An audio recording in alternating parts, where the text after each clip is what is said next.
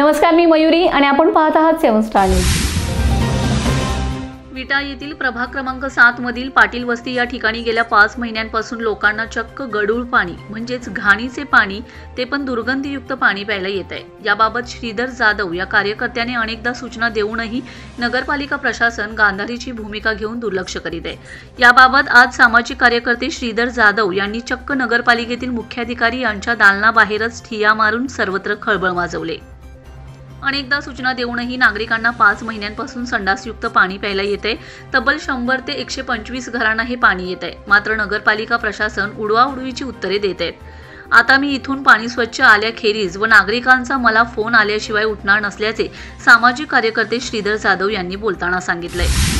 नमस्ते, मी श्रीधर जाधव, माननीय आमदार सुहास भैया बाबर एक सामान्य कार्यकर्ता आणि भारतीय जनता पार्टीचा कार्यकर्ता या नात्यानं मी इथं आज सामान्य जनतेच्या प्रश्नासाठी आलो होतो।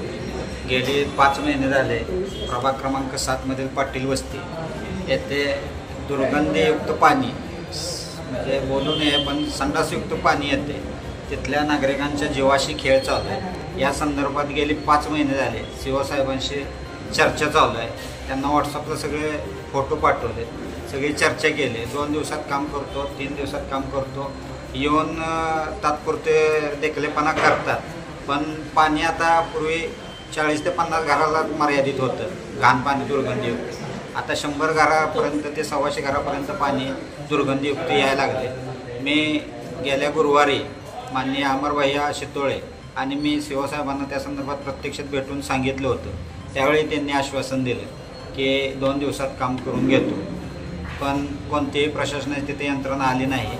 आज ज्या वेळेला मी इथं बसलोय त्यावेळेला प्रशासनाची यंत्रणा तिथे गेल्या, पण मी प्रशासनाला ठामपणे सांगतोय, जोपर्यंत तिथल्या नागरिकांचं पाणी स्वच्छ आले म्हणून फोन येत नाही तोपर्यंत मी इथून उठणारही नाही, पाणी पिणार नाही, काही करणार नाही। जोपर्यंत प्रश्न निर्णायक होत नाही तोपर्यंत मी इथून उठणार नाही।